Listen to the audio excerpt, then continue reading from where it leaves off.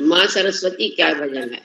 ये जरूर, ये सब सरस्वती जी के ही शिष्य हैं। ये सब लोग, हम लोग पढ़े लिखे, मैंने पढ़ाई पर ही जो ध्यान देते हैं, तो माँ का आशीर्वाद बहुत जरूरी है हम लोगों के लिए।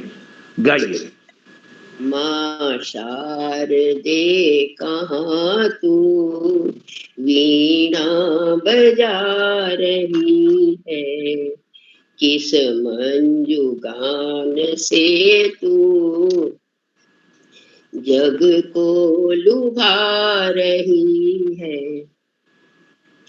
किस भाव में भवानी तू मग्न हो रही। अरे वाह, बहुत अच्छा। विनती नहीं हमारी क्यों माँ तू सुन रही है, हम दीन बाल कब से विनती सुना रहे हैं, चरणों में तेरे माता हम सर झुका रहे हैं, अज्ञान तम हमारा माँ शीघ्र दूर कर दे, अरे बल वाह, बुद्धि ज्ञान हम में माँ शारदे तू भर दे, हमको दयामयी तू ले गोद में पढ़ाओ, अमृत जगत का हमको माँ ज्ञान का पिलाओ, अमृत जगत का हमको माँ ज्ञान का पिलाओ, मातेश्वरी तू सुन ले इतनी विनय हमारी, मातेश्वरी तू सुन ले इतनी विनय हमारी, हम सब अबोध बालक आए शरण तिहारी, हम सब अबोध बालक आए शरण तिहारी। बहुत सुंदर, बहुत सुंदर, बहुत सुंदर, बहुत अच्छा। और अब अच्छा, प्रसाद साहब कल बोल रहे थे सब मिला के एक भजन, वो तो आज क्या वो सुनाने की स्थिति में हैं क्या प्रसाद साहब? यदि नहीं हो तो खान साहब थोड़ा सा शुरू कर दें अपना, उसके बाद फिर हम लोग शुरू करेंगे। आप क्या, जैसा शारीरिक स्थिति जैसा हो। आपने सरस्वती माँ को साक्षात निमंत्रित कर लिया, बहुत अच्छा, प्रेम से। आपने उस सरस्वती को देखते हुए या कुंदेन्दु तुषार हार धवला, या शुभ्रमत्ता वृता, या वीणा वर दंड मंडित करा, या श्वेत पद्मासना, या ब्रह्मा च्युत शंकर प्रभृति देवै सदा वंदिता, पातु सरस्वती भगवती नेशेषजाद्यापा। सर्व मंगल मांगल्ये शिवे सर्वार्थ साधके शरणं त्र्यंबके गौरी नारायणी नमस्तुते, शरणागत दीनार्थ छोटा वाला परित्राण परायणी सर्वस्वार्थ हरे देवी नारायणी नमस्तुते, कर्पूर गौरं करुणावतारं संसार सारं भुजगेन्द्रहारं सदा रमन्तं हृदयारविंदे भवं भवानी सहितं नमामि। जय माँ, जय गणेश, जय कार्तिक, अतुलित बलधामं हेम शैलावदेहं धनुष बल कृष्णम ज्ञानी नाम अग्रगण्यम सकल गुण निधानं वानराणाम धीशं रघुपति प्रिय भक्तम वात जातम नमामि।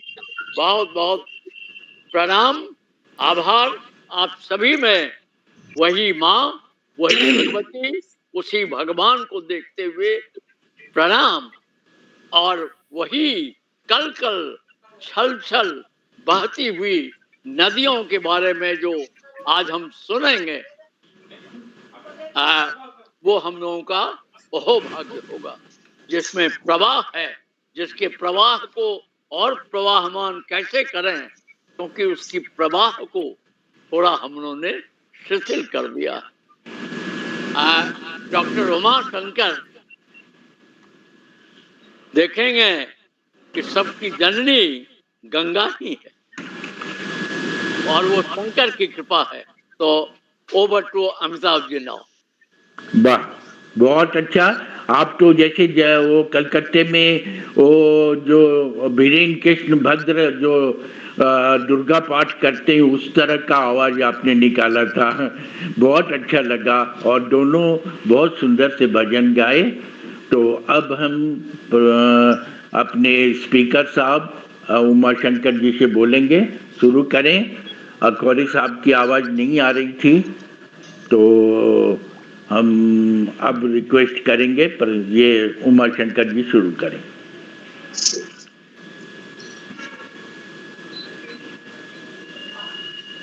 सर मेरी आवाज आ रही है आप सबों तक? अभी सब आ रही है, एकदम बहुत अच्छी आ रही है।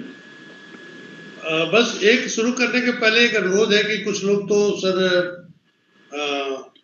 वीडियो पे जरूर रहिए, क्योंकि आप लोगों का दिखना ही उत्साहित करता रहता है। बिल्कुल ब्लैंक हो जाता है तो देखने में बड़ा ऐसा लगता है कि आप अंधेरे में बात कर रहे हैं। आज जोशी जी और प्रसाद साहब दोनों को मैं सादर प्रणाम करता हूं, क्योंकि आप लोगों से बहुत प्रेरणा मिलती है। उसमें अमिताभ जी भी हैं, खान साहब भी हैं। आज ये विषय जो हमने चुना है, इंटरलिंकिंग ऑफ रिवर, ये एक बहुत इंपॉर्टेंट सब्जेक्ट है। अमिताभ जी बंद कर लीजिएगा। हाँ, ये बहुत एक इंपॉर्टेंट सब्जेक्ट है और इसके दूरगामी परिणाम हमारे सबों के ऊपर आने वाला है। देखिए, मैं बड़े मूलभूत बात करता हूं और बात दिल से करता हूं सर।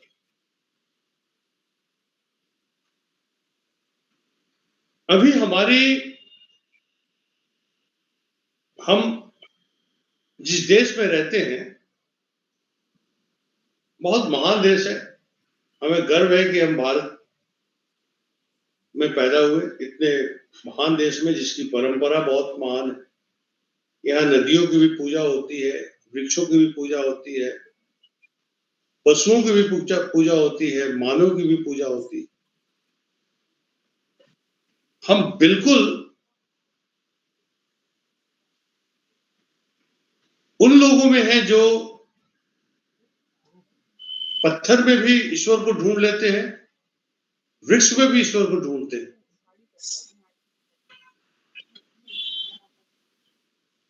हम 2%, 2.4, 2.5% पूरे ग्लोबल अर्थ का जो पार्ट है, वो हमारा जो ज्योग्राफिकल एरिया है, वो शेयर 2.4% का है। और हमारे पास जो फ्रेश वाटर है वो सिर्फ 4% है। बड़ा दुर्भाग्य है कि हम लोग जल को जल ही जीवन है लिखते हैं, लेकिन समझते नहीं है। मैं बताऊंगा कैसे। देखिए, ऐसा है कि अगर अभी विश्व की, भारत की आबादी अगर देखा जाए तो 148 करोड़ के आसपास है। विश्व की आबादी अगर देखी जाए तो करीब 8.3 बिलियन है। 2050 तक अगर हम अनुमान लगाते हैं 16.34% के हिसाब से ग्रोथ रेट होगा, 2026 से 2050 के बीच में, और करीब 9.7 बिलियन लोग, हमारा जो वर्ल्ड का पॉपुलेशन है वो 9.7 बिलियन है, करीब करीब आप 10 बिलियन मान लें। भारतवर्ष का जो डिकेडल ग्रोथ रेट है वो 12.8% है, और एनुअल ग्रोथ रेट जो है वो 0.98% है। तो 2050 तक करीब करीब हम 2 बिलियन लोग हो जाएंगे।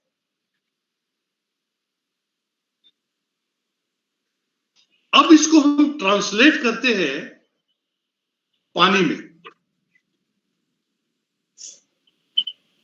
अभी पूरे वर्ल्ड में जो फूड ग्रेन पैदा होता है वो पैदा होता है 2854 बिलियन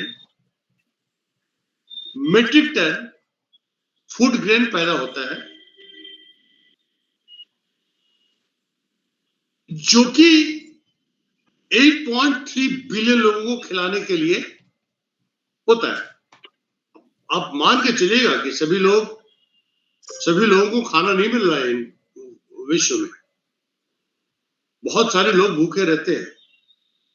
क्योंकि अब हम उस पर बात कर देंगे तो फिर हम अपने विषय से डिबेट कर जाएंगे, इसलिए मैं उधर नहीं जा रहा। तो अगर हम 2050 में सबों को, जो ये करीब 10 बिलियन लोग होंगे हमारे पास, उनको खिलाने के लिए 37% फूड ग्रेन हमको और पैदा करना पड़ेगा। तो अगर हम ये 37% फूड ग्रेन हम और पैदा करेंगे ज्यादा, तब हम लोगों को खिला पाएंगे। अब पानी कितना लगेगा? अभी कृषि के लिए हम जो पानी चाहिए होता है वो 9 अभी जो हम कृषि के लिए हमको जितना पानी चाहिए वो 6.2 ट्रिलियन क्यूबिक किलोमीटर पानी चाहिए।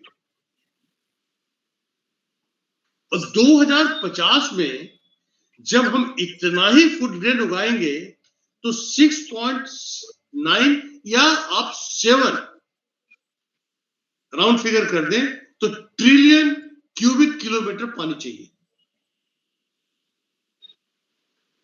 पानी एक ऐसा चीज है सर जो कि इनफाइनाइट नहीं है, मतलब असीमित मात्रा में पानी आपको इस पृथ्वी पे नहीं है। अच्छा सर, ये अमरीक कौर जयपुर से ज्वाइन कर ली हैं, और रंगा राव जी बॉम्बे से ज्वाइन कर लिए हैं, और एक और विद्वान कोई अमित जी ज्वाइन कर लिए हैं। सबका स्वागत है। और अमरीक जी वेलकम, और ये अमित जी, या अमित जी वेलकम, एंड और हमारे रंगा राव जी, बहुत अच्छा। So they are great scholars of our group. So let us enjoy your presentation. So प्रसाद, ये उमाशंकर जी आपको बीच में डिस्टर्ब किया, लेकिन इनको वेलकम करना जरूरी था जी। हाँ। तो मैं ये कह रहा था कि अब हमारी आबादी 2050 तक करीब 10 बिलियन की हो जाएगी, और भारत की आबादी करीब हमारे पास 2 बिलियन की हो जाएगी।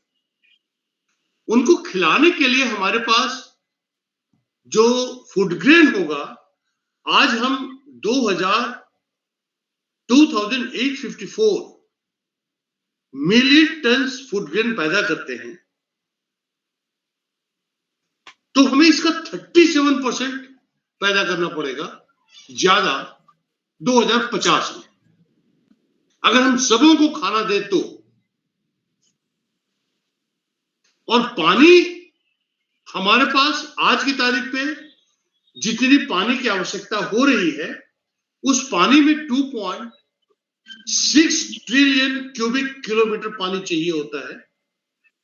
ये बढ़कर करीब 7 ट्रिलियन क्यूबिक किलोमीटर पानी हो जाएगा।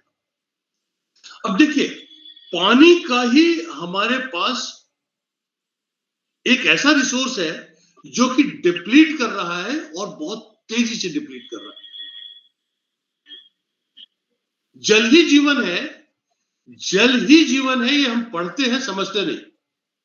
अगर पानी कम हो गया तो जो ऑक्सीजन एटमॉस्फेयर में ऑक्सीजन है, ये ऑक्सीजन आपको पेड़ों से मिलता है, फोटोसिंथेसिस की प्रक्रिया होती है, उस प्रक्रिया के तहत ऑक्सीजन मिलता है, लेकिन वो ऑक्सीजन H2O जो जल है उसको तोड़ता है और उससे ऑक्सीजन को रिलीज करता है।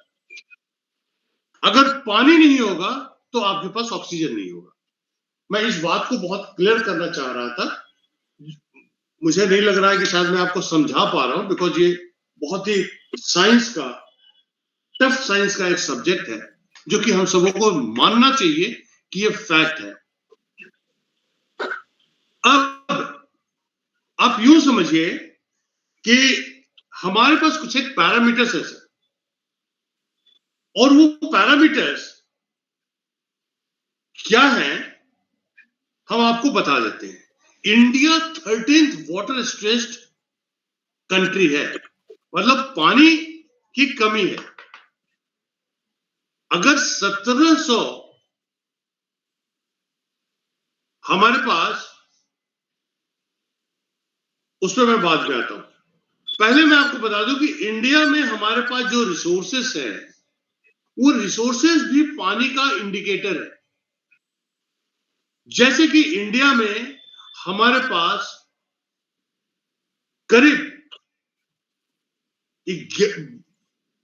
करीब करीब 2546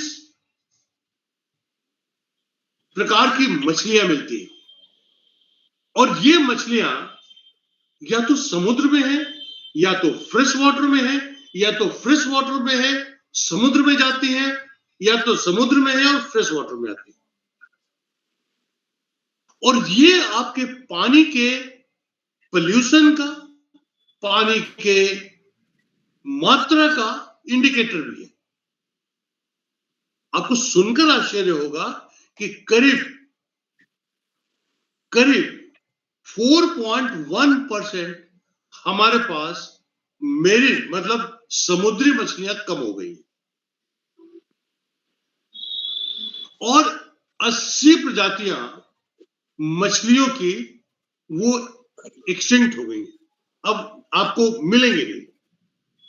और 30% मछलियों की जो प्रजाति है वो करीब करीब एक्सटिंक्शन के वर्ज पे है, के किनारे पे खड़ी है। वो चमकीला दिख रहा है ना, पेपर है क्या? ये कोट में ये नीचे, ये आपके वाटर का इंडिकेटर है, एक इकोसिस्टम का पार्ट है। नहीं, वो ऊपर दे, आप वेजिटेरियन है, नॉन वेजिटेरियन है, इससे फर्क नहीं पड़ता। सफेद ऊपर सफेद थैली है ना ऊपर, ये सफेद। लेकिन आपको ये मानना पड़ेगा कि इकोसिस्टम के सारे इंडिकेटर्स दिखा दे, गिफ्ट निकाल, निकाल। उसी तरह तस्वीर का गिफ्ट निकाल हमारे कंट्री में 1224 टाइप्स ऑफ बर्ड्स है, जो कि वर्ल्ड के सारे लिविंग स्पीसीज के 2.6% है। ये भी आपके पानी का इंडिकेटर है। कैसे, ये मैं बताऊंगा अभी आपको। अब इन चिड़ियों की भी प्रजातियां कम हो रही हैं।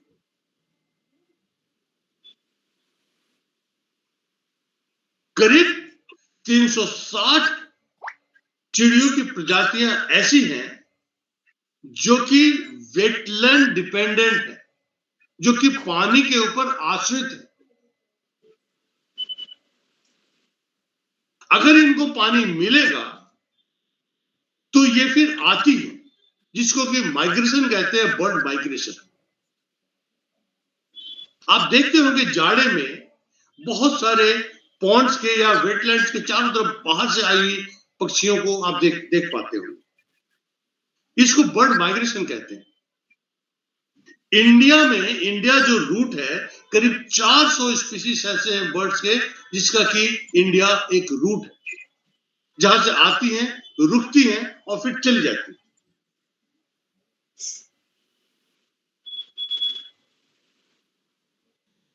लेकिन अब 2-3 चीज और मैं आपको बता दूं। एक आईपीसीसी की रिपोर्ट आई 2019 की।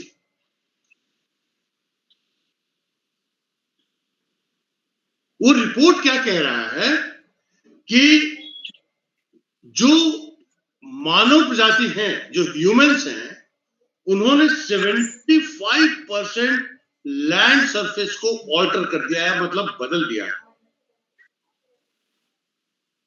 और 50% इनलैंड वाटर को बदल दिया है, चेंज कर दिया है। अब चेंज कैसे करते हैं मैं बताता हूं।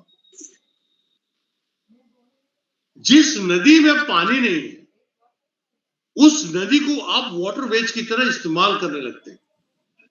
आप उसमें एक्स्ट्रा पानी डालते हैं, किसी और नदी के पानी को उसमें आप डालते हैं, और जिस नदी को जितना पानी मिलना चाहिए वहां पे आप रोक देते हैं, और 40% समुद्री एरिया को आपने बदल दिया। मतलब ये आईपीसीसी 2019 की रिपोर्ट है।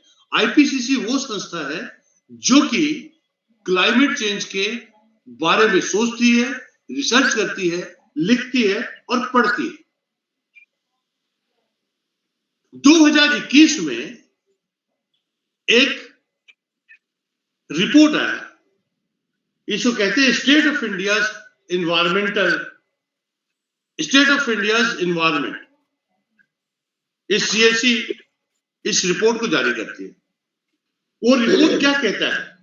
देखिए, इंडिया एक ऐसा कंट्री है जो कि 17 मेगा बायोडायवर्सिटी में एक है, और इसमें 4 इसके हॉटस्पॉट्स हैं। अब तो हॉटस्पॉट्स के बारे में बात करना एक अलग विषय हो जाएगा, क्योंकि आज मैं इंटरलिंकिंग ऑफ रिवर्स पे बात कर रहा हूं। तो रिपोर्ट कहता है कि 90% of the area under biodiversity hotspots, 90% of the area under the biodiversity hotspots are over, समाप्त हो गए। दूसरा क्या कहता है कि सबसे खराब, the worst performer is Indo Burma hotspot. और तीसरी बात कहता है कि in these hotspots 25 species have become extinct, मतलब 25 स्पीसीज जो है वो इसमें समाप्त हो गए। एक एग्जांपल बता दो स्पीसीज का क्या इंपॉर्टेंस होता है। एक बार साउथ इंडिया में बहुत बड़ा अकाल पड़ा। आप सभी जानते हैं कि क्लाइमेट के हिसाब से वहां पे अनाज उगाया जाता है। जैसे नॉर्थ ईस्ट में बारिश ज्यादा होती है तो वहां पे चावल होता है, पैडी। साउथ में भी बारिश ज्यादा होती है तो चावल ही होता है। तो एक रस्टिंग ऐसा होने लगा पैडी में कि वो मर जाए।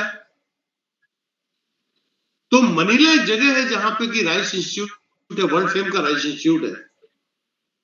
इसके जर्म, किसी एक वाइल्ड स्पीसीज का उन लोगों ने जर्म प्लाज्म रखा हुआ था प्रिजर्व करके। आपको सुखद आश्चर्य होगा कि अंत में उसका निराकरण उस जर्म प्लाज्म से निकला।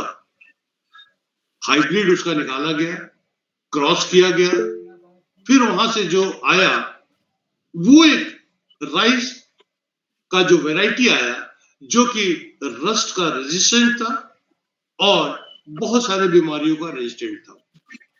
तो हमारे पास जो जर्म प्लाज्म बैंक है, हमारे पास एक्चुअली हम लोग काम नहीं करते हैं। हमारे पास रिसर्च नहीं है कि हमारे इस नेचर में कितने पशु हैं, कितने पक्षी हैं, कितने हमारे पास पेड़ हैं, कितने पौधे हैं, कुछ नहीं है हमारे पास, क्योंकि हमारे पास कोई जानकारी नहीं है।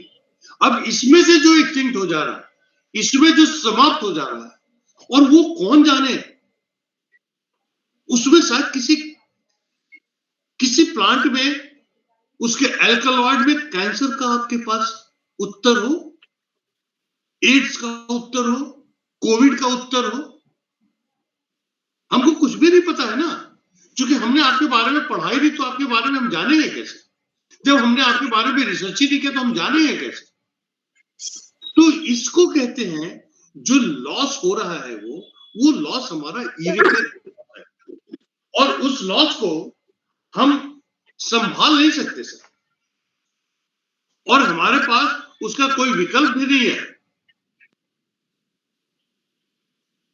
और अभी हम आपको एक चीज और कह दें कि नॉर्मली हम लोग जब भी अध्ययन करते हैं किसी भी चीज का, तो हम उसका बड़ा सुपरफिशियल उस पर रिसर्च के लिए कभी हम ध्यान नहीं देते। 71% अर्थ का जो पार्ट है वो जल से आच्छादित है।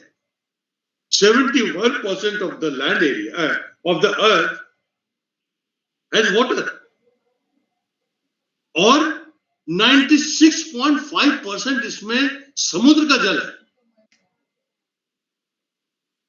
केवल 1.7% हमारे पास जो जल है वो फ्रेश वाटर है, और रेस्ट 1.7% हमारे पास जो जल है वो ग्लेशियर के फॉर्म में है, स्नो के फॉर्म में है, और 0.01% मॉइस्चर के फॉर्म में। अब आप देख लीजिए कि हमारे पास स्थिति पानी की कितनी विषम है। इंडिया के पास जो 4% फ्रेश वाटर है वो 1.7% का 4%। ये गलत फहमी ना हो कि हमारा 100% का 4% हमारे पास है। हमारे पास उस 1.7% का 4% है सर। और एक सर्वे किया गया रजनी मैम, उसमें यह देखा गया कि 33% इंडियंस जब ब्रश करते हैं, मुंह धोते हैं, तो टैप को चला के रखते हैं, मतलब पानी आपका बहता रहता है। हम इस पे कभी भी गंभीरता से विचार नहीं करते कि हम पानी क्यों बर्बाद होने दे रहे हैं। रफली भारतवर्ष में 4,000 बिलियन क्यूबिक मीटर बारिश रेन वाटर है रफली।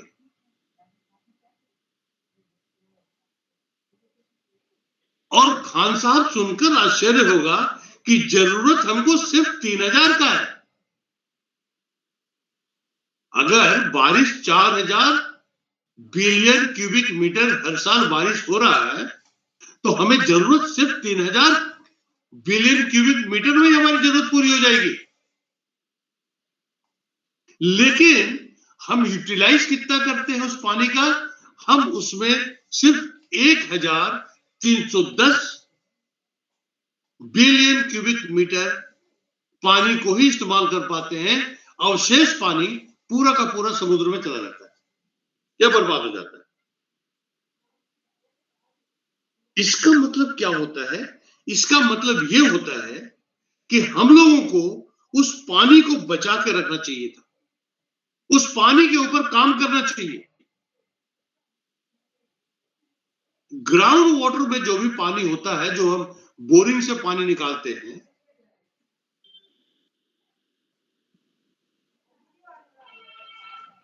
मैं बड़ी जिम्मेदारी से कहता हूं कि अखौरी सर, उसका 93% पानी, करीब 93% पानी हम एग्रीकल्चर में दे देते हैं। अब किस पंडित जी ने कहा है कि भैया आप बोरिंग के पानी से एग्रीकल्चर का काम करो? क्योंकि सरकार इधर ध्यान नहीं दे रही है। अगर कैसे ये हो सकता है कि पंजाब में सबसे ज्यादा बासमती राइस हो और हम बासमती राइस को एक्सपोर्ट करें?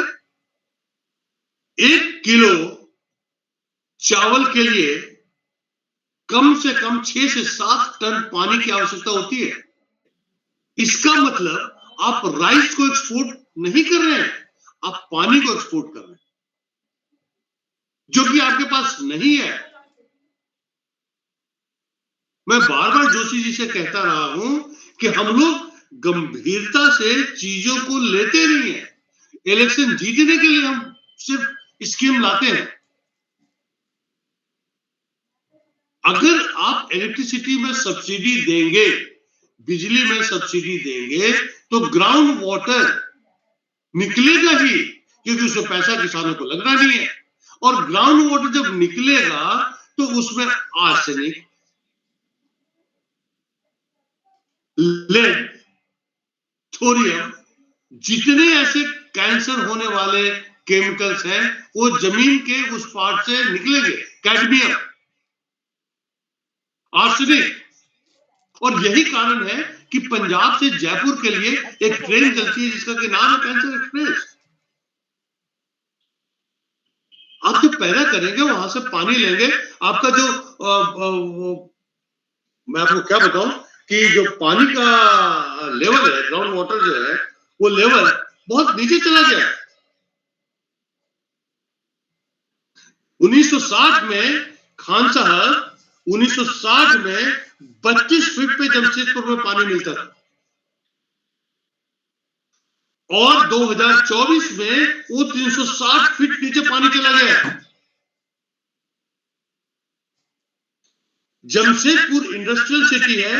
60% वाटर, 60% वाटर आप इंडस्ट्री चलाने के लिए आपको लगता है। 36% वाटर जमशेदपुर का इसलिए बर्बाद हो रहा है क्योंकि जो आपके पाइप्स लगे हुए हैं, लोहे के जंग खाए पाइप्स हैं, जिससे कि पानी का लीकेज होता है। क्या ठीक नहीं कर सकते हम इस पे? काम नहीं कर सकते इस पे? मैं बार बार कहता हूं इनको अमिताभ जी को भी, आप सभी लोगों को मैं कहता हूं, ये भाषण देने से सैटरडे संडे कुछ नहीं होगा सर, जब तक कि ये ग्रुप आप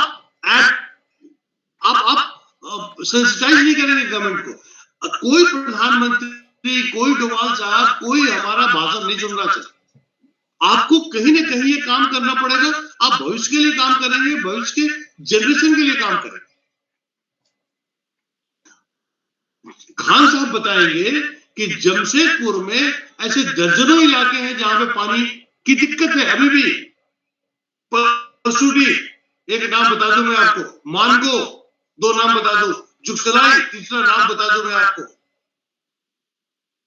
मई जून में लाउड स्पीकर से अनाउंस किया जाता है कि अब पानी नहीं, आप जाइए, शहर छोड़िए। ये ऐसा क्यों हो रहा है? ये ऐसा इसलिए हो रहा है कि हमारा वाटर मैनेजमेंट की तरफ हम ध्यान नहीं देते। और दुर्भाग्य भी कुछ हमारा है, जैसे एशिया का हम एक पार्ट है। सत्येंद्र कुमार जी, आप थोड़ा सा विचार करिएगा।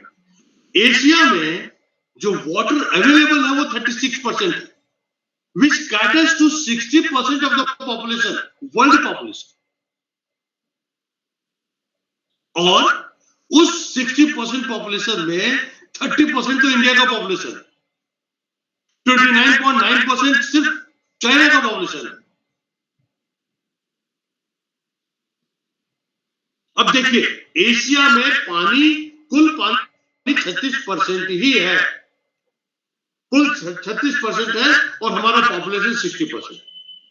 अब आइए आप अमेरिका में, 26% उनके पास पानी है और ये वर्ल्ड पॉपुलेशन के सिर्फ 6% को ही पानी कैटर करती है।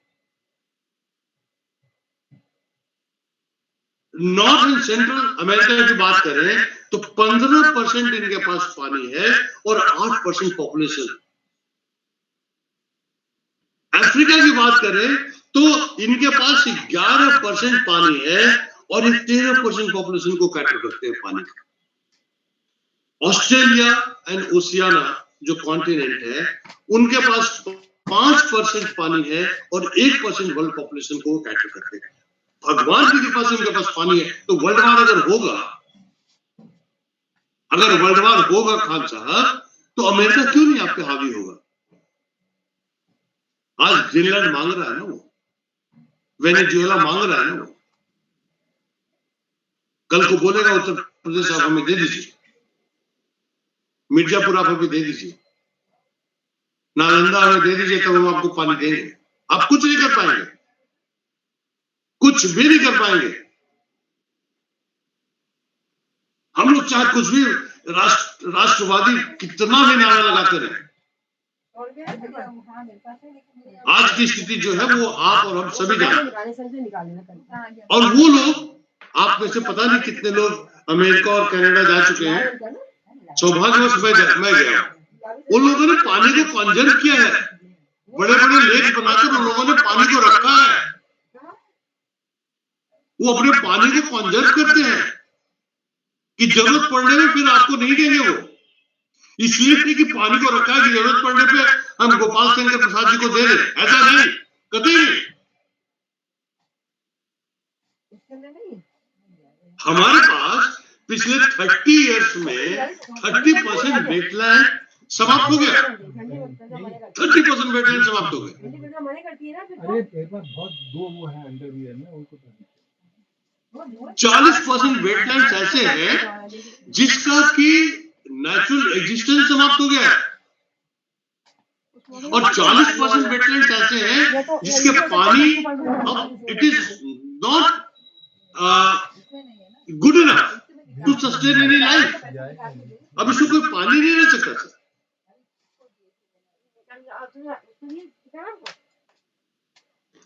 जब इतना चीज हो रहा है तो हम और आप कैसे एक्सपेक्ट कर सकते हैं कि कि हम अछूते रहेंगे? हमारा चूंकि अज्ञानी है, इसलिए हमको पता, मतलब कहते हैं ना कि सुसुपुर का अपना जो मुंह है रेत में डाल देता है, उसको लगता है आसमान, हम अब वो दिख नहीं रहा था, आसमान गिर रहा था, क्या बात? हमारी स्थिति वही है।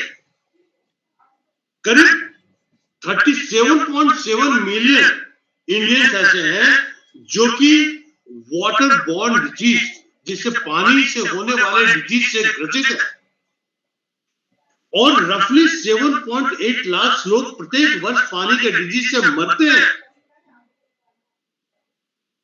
प्रत्येक वर्ष करीब 9.2% चिल्ड्रन जो 5 साल के पहले हैं वो डायरिया से प्रभावित होते हैं। उसमें से कितने लोग मर जाते हैं? और 62% इंडियंस ऐसे हैं जो कि जो पानी पीते हैं उसका ट्रीटमेंट नहीं करते, यहां तक कि गर्म भी नहीं करते, उबालते भी नहीं है पानी को।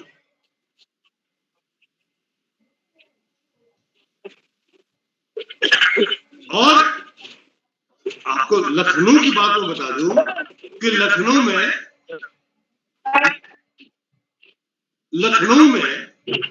करीब 1300 जी थोड़ा सा बंद कर लेंगे क्या, म्यूट कर लीजिए। हाँ, लखनऊ में करीब 1370 वेटलैंड्स ऐसे हैं, और 108 वेटलैंड्स ऐसे हैं जिसपे कि बहुत जद्दोजहद करके उनको रोका गया है। नहीं तो आप गोमती नगर पूरा का पूरा देख लीजिए, पूरा लखनऊ वेटलैंड्स पे बसा हुआ पूरा। एक यहाँ पे इकाना स्टेडियम बना हुआ है जो जिसमें क्रिकेट मैच होता है, वो गोमती के बैकवाटर्स पे बना हुआ है। हम लोगों को पता नहीं क्या हुआ, डेवलपमेंट के नाम पे सिर्फ 6 लेन सड़क, हाईवेज, ब्रिजेस, कल्वर्ट, इन्हीं को ले लिया है। हम लोगों ने कभी ये नहीं देखा कि इकोसिस्टम डिमांड करता है कि नहीं करता। अगर नहीं करता है तो उसकी जरूरत भी है कि नहीं। करीब पूरे इंडिया में 400 से ज्यादा नदियां हैं, जिसमें 19 नदियां, सर जी 19 नदियां हिमालय से निकलती हैं और करीब 12 नदियां पेनिनसुलर इंडिया से और साउथ इंडिया से।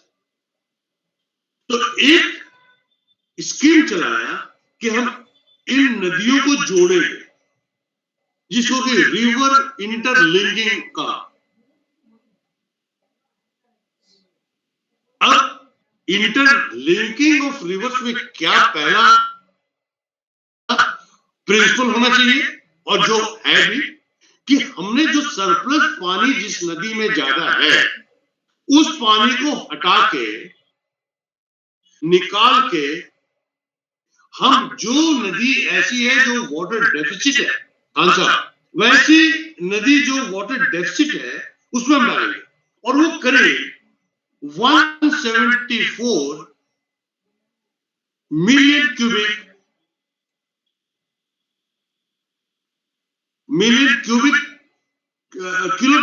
किलोमीटर पानी जाए।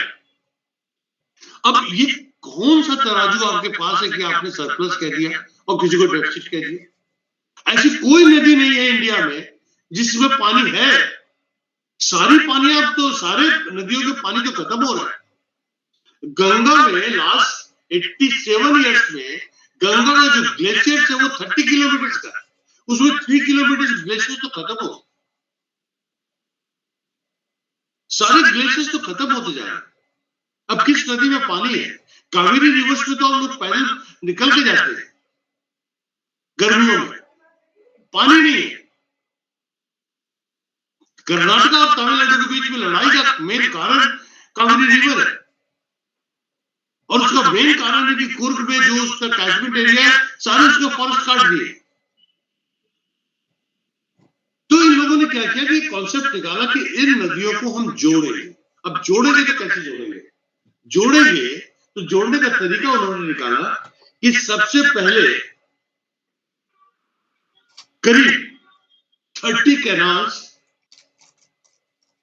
बनाएंगे और 3000 बड़े बड़े रिजर्वॉयर्स बनाएंगे। इन सबों को रिवर से कनेक्ट करेंगे,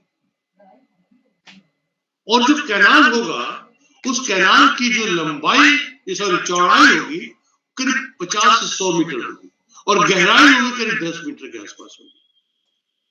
और पूरे इंडिया में इसकी लंबाई करीब करीब 12,500 से 15,000 किलोमीटर के आसपास होगी। और इस सरप्लस और डेफिसिट वाले रिवर्स को जोड़ेंगे, मतलब आपका नॉर्थ से साउथ जुड़ गया। इन लोगों ने इसमें तनिक भी विचार नहीं किया कि अगर आप नदियों को जोड़ेंगे तो आपके बहुत सारे ऐसे कंट्रीज हैं जो कि जहां से नदी आपके देश से निकलकर दूसरे देश पे जा रही है, उनका ऑलरेडी विरोध शुरू हो गया। अगर ऐसा होगा तो चाइना अगर अपनी नदी को जोड़ लेगा तो आप क्या करेंगे? अगर चाइना आपके नदी, हमारे नदी को डाइवर्ट कर लेगा तो आपके यहां पानी आना बंद हो जाएगा। नियम है कि इंटरनेशनल लॉ पे आपको काम करना पड़ेगा। 3 नदियां हैं जो मुख्यतः, उन नदियों के नाम है गंगा, इंडस और ब्रह्मपुत्र। ये करीब 170 करोड़ लोगों को ये फीड करती है, किसी फॉर्म में, एनर्जी के फॉर्म में, खाने के फॉर्म में, ट्रांसपोर्ट के फॉर्म में, जिस फॉर्म में भी। और दूसरी बात यह है कि अगर इन नदियों को जोड़ने से इन लोगों ने क्या किया, इनका जो ऑब्जेक्टिव था कि हम 35 गीगावाट हम पानी बिजली जनरेट करेंगे और 35 मिलियन हेक्टेयर लैंड को इरिगेट करेंगे। अब आज के जमाने में कौन, मतलब ये बेवकूफी होगी कि फ्रेश वाटर से आप इरिगेशन करें। 1 ड्रॉप मोर क्रॉप पता नहीं दिखाई नहीं पड़ता फील्ड में कहां पे। ड्रिप इरिगेशन दिखाई नहीं पड़ता कहां पे। और ये 174 बिलियन क्यूबिक मीटर जो वाटर शिफ्ट करेंगे सरप्लस, इसका कौन सा कहां से करेंगे ये भी नहीं मालूम। गंगा का पानी कम हो गया है, और अगर यही हालात रहे तो वर्ल्ड बैंक की रिपोर्ट में गंगा एक नाले के रूप में आ जाएगी। आप सोच सकते हैं गंगा अगर नाले के रूप में आ जाएगी तो क्या स्थिति होगी। ये 26% जीडीपी को कंट्रीब्यूट करता है, 13% वाटर देता है लोगों को। और हम लोग एक केन बेतवा, मैं आपको बताऊं, क्योंकि मैं नौकरी के दौरान बेतवा में मैंने काम किया, मैं वहां पे झांसी में था। तो केन बेतवा इंटरलिंकिंग एक प्रोजेक्ट है। केन मध्य प्रदेश में है, बेतवा यूपी में है। और जब मैं केन जाकर देखा गर्मियों में तो उसमें पानी नहीं है रंगाराव जी। आप जब पानी नहीं है तो जोड़ कैसे रहे हो। और उन्होंने तीन प्रोजेक्ट्स बताए, 3 ऑब्जेक्टिव्स बताए। पहला इरिगेशन, दूसरा इलेक्ट्रिसिटी जनरेशन, और तीसरा ड्रिंकिंग वाटर।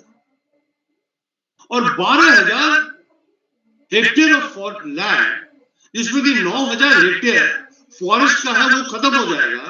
पूरा का पूरा पन्ना टाइगर रिजर्व खत्म हो जाएगा, सारे वाइल्ड लाइफ खत्म हो जाएंगे, और करीब 7.5 से 8 लाख पेड़ काटेंगे, वो भी थिक फॉरेस्ट। और वहां जो वल्चर का है, vulture is already of the grid. Vulture दिखाई नहीं पड़ता, गोरैया दिखाई नहीं पड़ते, कौवा दिखाई नहीं पड़ता।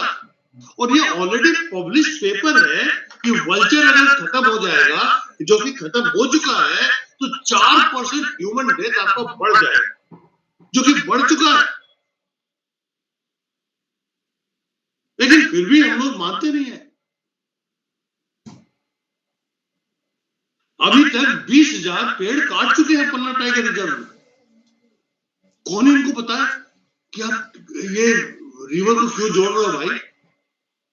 बेतवा में पानी नहीं, केन में पानी नहीं, अब कैसे जोड़ के कहां से कहां पानी ले आओगे। ये सारे जो इश्यूज हैं वो इतना वियर्ड है कि कभी कभी मुझे लगता है कि शायद अब ईश्वर आए तब भी संभाल नहीं पाएगा इस कंट्री को। बहुत कठिन है। हम पानी के क्राइसिस से निकल रहे हैं। अगला जो वर्ल्ड वॉर होगा वो पानी पे ही होगा, मेरा बिल्कुल। मैं जितना मैं पढ़ता हूँ मुझे लगता है कि वो आदमी बड़ा स्वस्थ आदमी होता है जो पढ़ाई नहीं करता, जो पढ़ता नहीं। क्योंकि पढ़ता नहीं तो जानता नहीं है, जानता नहीं है चिंतित नहीं। जो चिंतित नहीं होता उसको कोई फिक्र नहीं होता, तो आप व्हाट्सएप पे खाली करते रहो। हम लोग व्हाट्सएप यूनिवर्सिटी के देश से निकल रहे हैं। लोगों को जानकारी नहीं चाहिए, डिसइंफॉर्मेशन है लोगों को। हम डिसइंफॉर्म कर रहे हैं लोगों को, जानकारी नहीं दे रहे। डी लर्निंग का प्रोसेस करना चाहिए, करना होगा।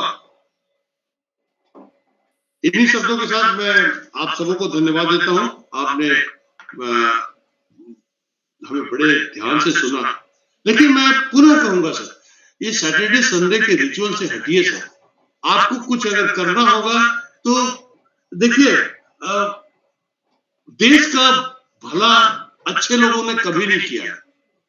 अच्छे लोगों से देश का नुकसान होता है। आप अगर अपनी आवाज उठाएंगे तब आपकी आवाज सुनी जाएगी तो शायद कुछ भला होगा। नहीं तो नहीं है, कोई बात नहीं। हम लोग तो जी रहे इस एरा में। हम और आप अगर अब वाटर के लिए, मैं आपको एक बात बताऊं, अगर वाटर के लिए आप और हम चिंतित नहीं होंगे तो कौन होगा। अगर आपके क्षेत्र में जब खान साहब जमशेदपुर में 32 फीट पानी था और आज 360 फीट पानी चला गया है, अगर कल को कैंसर होना शुरू हो जाएगा तो कौन प्रभावित होगा। मेरी मां बहनें होंगी। और अजीम जी, प्रेम जी यूनिवर्सिटी ने रिसर्च करके निकाल दिया कि 81% महिलाओं को 10,000 रुपए से कम आमदनी है पर मंथ का, और 90% मर्दों को 10,000 से कम है, हमारा पैसा भी नहीं, हम इलाज क्या कराएंगे सर? इसलिए मैं कहता हूं कि आवाज उठाना बहुत जरूरी है। और हम ये नहीं कहते कि आप मतलब गवर्नमेंट का क्रिटिसिज्म होना देशद्रोह के श्रेणी में नहीं है। हम उनको बता रहे कि ये आवश्यक है, रंगाराव जी को जरूरत है, खान साहब को जरूरत है, गोपाल शंकर प्रसाद जी को जरूरत है पानी की। पानी दीजिए, और पानी देना नहीं, पानी को कंजर्व करना है। 4,000 बिलियन क्यूबिक मीटर पानी पर एनम बारिश के रूप में आता है। हमको जरूरत सिर्फ 3,000 की है, हम यूटिलाइज सिर्फ 1,000 करते हैं, बाकी 2,000 जाता कहां से? तो सबसे पहले, एक मिनट बंद कर लेने का, सबसे पहले जरूरत है कि उस पानी को रोकना, वाटर हार्वेस्टिंग, जो एक्यूफर में पानी वापस जाए, इनकी जरूरत है। हम उधर ध्यान नहीं देते। धन्यवाद। अगर किसी को कोई प्रश्न है तो सर स्वागत है उनका। बहुत अच्छा, लेकिन हम आपको बुलाते तो हैं, लेकिन आप हम लोगों को इतना डरा देते हैं कि अब कुछ पूछने का भी हिम्मत नहीं होता है। लेकिन हाँ, एक चीज और बता दें कि आपके पास है ना, ये है कि अपना गम लेके कहीं और न जाया जाए और घर की बिखरी हुई चीजों को सजाया जाए। अपने ही ग्रुप में ऐसे सामर्थ्यवान लोग हैं जो आपकी आवाज को सेंटर तक पहुंचा रहे हैं, और सेंटर इतना डिस्टर्ब्ड है, लेकिन उसमें भी हमारी आवाज को सुन रहा है, और उसका असर अब धीरे धीरे होगा। और अपना वेबनार ग्रुप में उसमें बहुत काम कर रहा है। आपकी अमरीक और जयपुर में एक बार आपका सुनी, और आपके लेख को अपने क्या उसमें छापा था, जयपुर पढ़ाने गए थे तो उन्होंने आपका लेक्चर दिखाया हमको।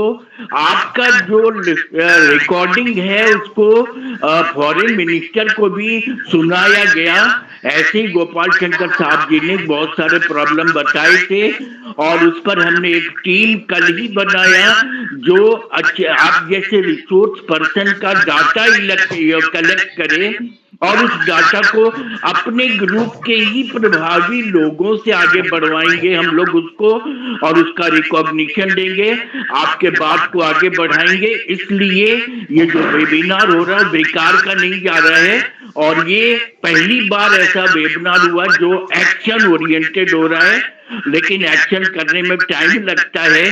पहले तो हमने सभी को जागृत किया है, उसमें आपको भी जागृत किया है जिन्होंने इतना सुंदर सुंदर डाटा इकट्ठा किया। आपने बताया कि 2.4% एरिया वर्ल्ड में इंडिया का है, और फ्रेश वाटर केवल 4% है। आपने बताया कि 8.3 बिलियन पॉपुलेटेड वर्ल्ड है, और 9.7 बिलियन अप्रोक्सीमेटली 10 वर्ष में ही ये पॉपुलेशन बढ़ेगा। एनुअल ग्रोथ 0.98% है। 2050 तक 10 बिलियन इंडिया का पॉपुलेशन और ये वर्ल्ड का होगा, 2 बिलियन इंडिया का होगा। 2800 मिलियन प्रेजेंट और 30% पानी का और मोर रिक्वायरमेंट है। अभी ये 2800 मिलियन आप बताए थे, वो अभी है प्रेजेंट में रिक्वायरमेंट, और 30% बाद में होगा। वाटर 2.67 ट्रिलियन क्यूबिक को बताया था आपने, वाटर रिक्वायर्ड है भारत के लिए, वर्ल्ड के लिए। अब पानी नहीं होगा तो ऑक्सीजन भी नहीं होगा। ये सब इंफॉर्मेशन आपने दिया। इंडिया 13वां वाटर स्ट्रेस कंट्री है, ये बताया। 2546 प्रकार की मछलियां समुद्र या फ्रेश वाटर पानी को के पॉपुलेशन का इंडिकेटर है, ये सब बताती है इससे पॉल्यूशन कितना बढ़ता है। समुद्री मछलियां कम हो गई हैं, इकोसिस्टम से इंडिकेटर मिलता है। 1224 टाइप ऑफ बर्ड्स वर्ल्ड में लिविंग स्पाइसेस का 26% है। चिड़ियों की प्रजातियां कम हो गई हैं। 400 ये बर्ड्स जो हैं, स्पाइसेस बर्ड्स के रूट हैं, वो जहाँ चिड़िया आती और चली जाती हैं। इंडिया में 400 स्पाइसेस, ये प्लेस है जहाँ में 400 स्पाइसेस ऑफ बर्ड्स आती हैं और चली जाती हैं। मानो 75% लैंड हैव बीन अल्टर, मनुष्य ने 75% लैंड को अल्टर कर दिया है, 50% ऑफ इनलैंड वाटर को चेंज कर दिया है। और आपने बताया कि नदियों के पानी को रोक देते हैं और दूसरे नदियों का पानी डाल देते हैं, इससे भी, लेकिन इसका पैमाना कुछ नहीं है। Standard of India environment report को बताया, जिसमें 4 हॉट स्पॉट्स हैं, 90% of the area under diversity हैं, अंडर बायोडाइवर्सिटी और ओवर खत्म हो गए हैं। वर्स्ट परफॉर्मर इन इंडिया, बताया था आपने, क्या बर्मा कुछ बताया था। 71% of the earth has water, in which 96 और 1.96% पानी है, जिसमें 1.7% ये क्या, और 0.1% मॉइस्चर पानी है, और आइस पानी 1.7% है, और 1.717% ही फ्रेश वाटर है, 0.01% मॉइस्चर है। 4% ऑफ इंडिया के पास आपने बताया था कि हमको जरूरत 3000 बिलियन क्यूबिक मीटर की है फॉर टोटल 4000 पॉपुलेशन के लिए, 4000 बिलियन पॉपुलेशन के लिए, लेकिन यूटिलाइज हम 1310 करते हैं, 1310 करते हैं, बाकी पानी समुद्र में चला जाता है। $3000 बिलियन पानी है टोटल।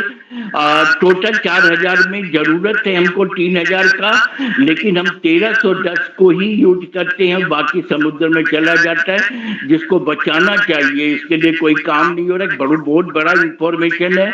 बोरिंग वाटर का 93% एग्रीकल्चर में हम डाल देते हैं, यह गलत है। सरकार इस पर ध्यान नहीं दे रही है। और 1 kg चावल के लिए 5 से 6 लीटर पानी की जरूरत होती है, और हम पानी को प्रिजर्व नहीं करते। हमारा प्रिजर्वर सब खत्म हो गया है। 1960 में 25 जमशेदपुर में 25 फीट तक पानी आती थी, और आज 2025 में 260 फीट नीचे तक पानी, यानी पानी का स्तर नीचे चला जा रहा है। पानी का लीकेज पाइप से रिश्ता है। ये सब इंफॉर्मेशन आपने दिया, ये बेकार कहाँ जा रहा है, और इसकी रिकॉर्डिंग भी है। जो गलत है, जो हम नहीं समझे हैं, उसको हम फिर से आपका रिकॉर्डिंग सुन के समझेंगे। एशिया का पानी 36%, 67% पॉपुलेशन के लिए है। अफ्रीका के 11% पानी 13% पॉपुलेशन के लिए है। ऑस्ट्रेलिया का पानी 5% वाटर है, वहां पर 1% पॉपुलेशन के लिए वहां सफिशिएंट पानी है। और अमेरिका अपना पानी को रिजर्व कर रहा है, जो इंडिया में नहीं किया जा रहा है, और जरूरत पड़ने पर अमेरिका हमको पानी नहीं देगा। और अमेरिका कभी हमारे पानी रिसोर्स को कैप्चर कर लेगा तो हम कुछ नहीं कर पाएंगे। चाइना यदि हमारे रिवर को पानी का वो स्रोत बंद कर देगा तो हम भी कुछ नहीं कर पाएंगे। ये बताया, खतरा बताया आपने। 37 मिलियन वाटर मिलियन इंडियन जो हैं पानी के रोग से ग्रसित हैं। 9.5% 2 चिल्ड्रन जो हैं वो अफेक्टेड हो रहे हैं डायरिया से। 67% ऑफ इंडियंस जो हैं पानी के रोग से होने वाली बीमारी को दूर करने का प्रयास नहीं करते हैं। और फिर इसके लिए लिंकेज ऑफ वाटर का फॉर्मूला बनाया गया। और आपने बताया कि 400 से ज्यादा नदियां हैं इंडिया में। 19 नदियां हिमालय से निकलती हैं, 12 नदियां पेनिनसुलर यानी साउथ से आती हैं। इंटरलिंकिंग में सरप्लस पानी जिस नदी में है उसे कम पानी, डेफिसिट पानी में डाला जाता है। सरप्लस और डेफिसिट का कोई पैमाना इंडिया में नहीं है।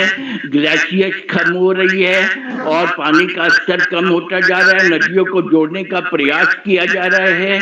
अच्छा, इसमें 33 कैनल बनाए जाएंगे और 3000 बड़े बड़े रिजर्वर पानी रखने का बनाया जाएगा। गंगा, इंडस और ब्रह्मपुत्र ये 3 हमारी बड़ी नदियां हैं। इसमें 170 करोड़ लोगों को ये फीड करती है। 35 ये एक और बताया, गंगा का पानी कम हो गया है। वर्ल्ड बैंक की रिपोर्ट के अनुसार यदि गंगा का पानी ऐसे ही कम हो जाएगा तो नाली में बदल जाएगा। यदि भलचर, ये बहुत बड़ा बात आपने बताया, यदि भलचर कम हो जाएंगे तो 4% ह्यूमन लाइफ खत्म हो जाएगा। ये सारे फॉरेस्ट का फॉर्मूला आपने दिया है, जिसका 25% ही हम जितना समझ पाए उसको समरी में बता दिए। आशुतोष पंत जी भी हैं, आशुबोध पंत जी भी हैं। तो इस तरह से आपने सबको आंखों को खोला है। और यदि आज आप हमारे इस वेबिनार में नहीं आते तो इतने विद्वान लोगों को कैसे इसकी जानकारी मिलती। और हमारे इसमें सामर्थ्यवान लोग भी बहुत सारे लोग हैं जो करने। हमने कल पूना के एक हमारे स्टूडेंट को ही, जो बड़ा एग्रीकल्चर ऑफिसर है, डायरेक्टर पोस्ट पर, उसको मैंने कहा कि एक डाटा बनाइए जो हमारे यहाँ अच्छे स्कॉलर रिटायर हो गए हैं और जिनको रिकॉग्निशन नहीं मिल पा रही है, या जो सोच रहे हैं कि उनके दिए गए बातों को अमल नहीं किया जा रहा है, उसका रिकॉर्ड बनाएंगे और पर्सनली मिलने का भी प्रयास हम लोग करेंगे। और कुछ ऑफिसर्स, गवर्नमेंट ऑफिसर्स आपको कांटेक्ट भी करेंगे। आपके नॉलेज का ही प्रभाव था कि प्रसाद साहब ने आपको 2 बार बुलाया और टिकट भी कटा दिया, लेकिन आप आ नहीं पाए थे। लेकिन ये मत सोचिए कि मतलब अभी नहीं हुआ। अब वेबनार ग्रुप का भी 3-4 साल से काम कर रहे हैं ना, इसलिए बेकार नहीं है। ये जागरूक करना बहुत बड़ा काम है, आप बहुत बड़ा काम कर रहे हैं। इसलिए लोगों के डिमांड पर, आज हम लोगों ने अरावली हिल का डिमांड किया था, तो जिसको आपने बताया था, हमने आपको बुलाया है। तो आपका मेहनत अब बेकार नहीं जाएगा। जब तक हम जिंदा हैं अपना एड़ी चोटी हम एक कर देंगे। ये मतलब शनिवार रविवार का आपका सत्संग और ये जो हमारे गीता का प्रभाव पड़ रहा है, वो उसका जादू आप जब आओगे तो देखोगे और समझोगे। तो हम हर एरिया पर काम कर रहे हैं। एक्साइज ड्यूटी पर हमारे विद्वान IAS ऑफिसर ने जैसा बताया वो शायद कोई ही बता पाएगा। और हमारे जो भी डॉक्टर और जो भी, जैसे आपकी बेटी आएंगी, उनका भी रिकॉग्निशन होगा। और हमारे भट्ट साहब को अभी अफ्रीका से बुलाया गया है। इसलिए ये सैटरडे मीटिंग को और संडे मीटिंग को कमजोर मत समझिए। और एक प्रयास है, इसमें ईश्वर का साथ हो रहा है, उसमें आप भी साथ दीजिए। तो देखिए इसका रिजल्ट बहुत अच्छा होगा। जो रिकॉग्निशन आपका है अभी सामने नहीं आ रहा है, लेकिन वो बहुत जल्दी सामने आएगा। अब मैं दूसरे जो हमारे ये हैं, क्या बोलते हैं, अमिताभ जी, एक मिनट, एक मिनट। अब दूसरे ऑफिसर जो आशुबोध पंत जी हैं, उनसे कहेंगे कि व्हाट एवर इनपुट उमाशंकर साहब has given, if he wants to give, क्योंकि वो भी फॉरेस्ट ऑफिसर हैं, तो एकदम टेक्निकल इंफॉर्मेशन दीजिए। और हम इसको कैसे, और आजकल हम खाली लेक्चर बाजी पे नहीं जाते हैं। मैंने डॉक्टर ये सारा आपका इंफॉर्मेशन नोट भी कर लिया है, रिकॉर्ड भी कर लिया है और उसको भेजेंगे भी। और इसके अलावा यदि कोई इंफॉर्मेशन आप कुछ ऐड करना चाहेंगे तो आशुबोध पंत जी जो बहुत कम आते हैं और फॉरेस्ट ऑफिसर हैं और उमा शंकर जी के इक्विवेलेंट ऑफिसर हैं, वो यदि कुछ ऐड करें तो कुछ इंफॉर्मेशन और मिल जाएगी। तो हम एकदम to the point, what action we are going to take. If you listen our this Gita वाला सुनेंगे तो हम सबसे एक्शन प्लान भी लेते जा रहे हैं और उसको कैसे इम्प्लीमेंट करेंगे ये हमारी टीम प्रयास कर रही है। इसलिए उमा शंकर जी निराश मत होइएगा। आशुबोध और आप अपने ऐसे बर्निंग ऐसे को अमृत कौर को भेजिए। अमृत कौर वो सारी किताबें आपको छाप देंगी और हम लोग उस पर भी बात करेंगे और ये रिकॉर्ड भी रखेंगे। हमारे विनय शुक्ला जी सारा रिकॉर्ड बनाते जा रहे हैं, हम लोग रखते जा रहे हैं। ये काम आएगा, ये मेहनत बेकार नहीं जाएगा। आशुबोध पंत जी, अमिताभ जी, मुझे आशुबोध पंत जी, नमस्कार। मैं एक दृष्टता करना चाहूंगा यहाँ पे।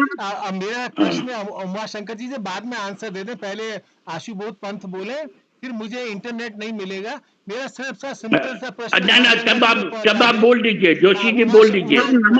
ना आज आप बोल दीजिए।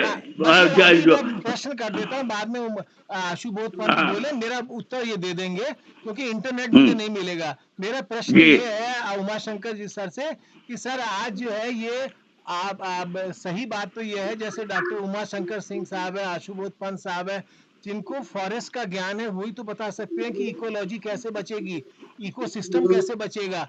तो आज हमारी स्थिति ये है कि हम अंडों के चक्कर में मुर्गी हलाल कर दे रहे हैं। जब मुर्गी नहीं बचेगी तो अंडा कहाँ से आएगा। दूसरी बात, जो पर्यावरण नुकसान हो रहे हैं यहाँ पे, उदाहरण के लिए क्यों इस ग्लेशियर एरियाज में, उत्तरकाशी में जहाँ गंगा का ओरिजिन है, वहां पे मनुष्य को क्यों जाने दे रहे हैं। और ये मनुष्य का ही जो प्रभाव है कि हमारा जो ग्लेशियर है वो 30 किलोमीटर दूर चला गया। अब जब गंगा गोमती तरह नाला हो जाएगी तो भारत का क्या हाल होगा।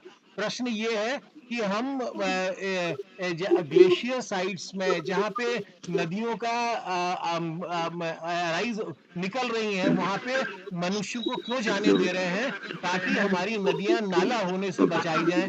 इस पे उमा शंकर जी अपना जवाब देंगे। अब मैं आशुबोध पंत जी से रिक्वेस्ट करूंगा कि वो अपना प्रश्न करें, अपनी वार्ता दें, जैसे अमिताभ जी ने कहा है। क्योंकि मैं एक शादी में हूँ, मुझे बड़ी मुश्किल से अभी इंटरनेट मिला था, इसलिए मैंने प्रश्न डॉक्टर उमा शंकर जी के लिए संज्ञान में डाल दिया। Thank you. बहुत अच्छा, बहुत अच्छा। नमस्कार, बहुत बढ़िया, बहुत बढ़िया। नमस्कार। हाँ आशुबोध पंत जी बोलिए। आज के प्रेजेंटेशन के बारे में मैं केवल इतना कह सकता हूं कि अद्भुत और गागर में सागर भर दिया है। मैंने सर से सेवा काल में लगभग 30 साल में बहुत कुछ सीखा, उनके मार्गदर्शन में, सर्विस काल में। कुछ मेरा अनुरोध है कि एक लेक्चर और रखा जाए जिसमें ये बताया जाए कि इसका व्यावहारिक समाधान क्या है। दूसरा मेरा अनुरोध है कि इन 2-3 बातें जो मेरी समझ में आती हैं कि क्या इसका हल समुद्र के जल को पेयजल में बदलने का संभव है और प्रैक्टिकल कितना है। दूसरा ये है, क्या पूरे देश में ग्राउंड वाटर की मैपिंग कराकर उसमें अधिक पानी खाने वाली फसलों पर कानूनी प्रावधान करके रोक लगाना। और तीसरा कि जहां जहां ये कम पानी वाली प्रजातियां हैं उनको विकसित करना। और चौथी चीज मैं कहना चाहता हूं कि जहां तक हम आगे बढ़ रहे हैं उसमें जो प्रैक्टिकल सोल्यूशन है, जनता को भी इसमें जोड़ना, जिससे हमको एक्टिव मास बने, क्योंकि सबकी समस्या है। तो अगर ये जन आंदोलन बनेगा और सर ने जैसे आंकड़े देकर आंख खोली हम लोगों के, उस तरह इसको आगे बढ़ाया जाएगा तो मेरे विचार से इसमें सफलता मिलेगी। तो ये 2-3 मेरे कुछ की जिज्ञासाएं कि अगर इसको पूरे एक लेक्चर में समेटा जाए और जिसमें सर की बातों से हम लोग और लाभान्वित हो सके तो शायद बहुत अच्छा होगा। और अंत में मैं, जैसे सर ने कहा कि हम अपना चावल के रूप में हम अपना पानी एक्सपोर्ट कर रहे हैं, और उसी के साथ विडंबना ये है कि लकड़ी के रूप में हम कार्बन को आयात कर रहे हैं। एक तरफ तो हम पानी एक्सपोर्ट कर रहे हैं चावल के रूप में, दूसरा ये लकड़ी के रूप में कार्बन को आयात कर रहे हैं। तो ये चीजें जो है, मेरा विचार है कि सर अगर इस पर आगे भी प्रकाश डालते रहें तो सबकी आंखें खुलेंगी। बहुत बहुत धन्यवाद। बहुत अच्छा उमा शंकर जी। अब आपको एक लेक्चर आशुबोध पंत जी के रिक्वेस्ट पर लेना होगा, जिसमें आपको हमको समाधान भी बताना होगा। आशुबोध पंत जी ने भी हमारी आंखें खोल दी। हमारे डायरेक्टर जनरल और सुधीर राकेश जी थे, वो कहते थे Amitabh, if you are coming with some problem, come with 2 solutions. तो जो सॉल्यूशंस हम देते हैं उस सॉल्यूशन के आधार पर हमारे जो IAS साहब थे बोले कि यहाँ की परिस्थिति के बारे में आपको ज्यादा मालूम है, तो जो फॉरेस्ट ऑफिसर को जो ज्ञान होगा वो हम साधारण आदमी को नहीं होगा। तो आप विद सॉल्यूशन, आशुबोध पंडित जी को बहुत बहुत धन्यवाद कि उन्होंने मैंने ये कहा कि एक समाधान का भी लेक्चर आप रखें, और उस समाधान के लेक्चर पे whatever suggestion you are giving on the base of that बाकी लोग उस पर विचार करेंगे और सजेशन लेंगे, और implementation is not impossible at the stage today where this webinar group is standing. तो आपको इन दोनों आदमी सुबोध पंत जी और उमेश चंद्र जोशी जी का जो प्रश्न था उस संबंध में आपको क्या बोलना है, प्लीज। मुझे इस पे कुछ कहना नहीं है। आशुबोध पंत जी जो कह रहे हैं बिल्कुल सही बात कह रहे हैं, और मैं उनसे अपने आप को संबद्ध करता हूँ। सॉल्यूशन बहुत सारे हैं, तो वो आज उसके लिए तो अलग से बात करनी होगी, मैं सहमत हूँ। और सॉल्यूशन के लिए एक नहीं, दो तीन क्लास लेने पड़ेंगे, ये 2-3 लेक्चर लेना होगा। बस प्लीज 2-3 लेक्चर ले लीजिए। हाँ, बस एक सॉल्यूशन हो गया। अब उसको भी हम लोग नोट करेंगे, उस रिकॉर्ड को भी हम लोग भेजेंगे।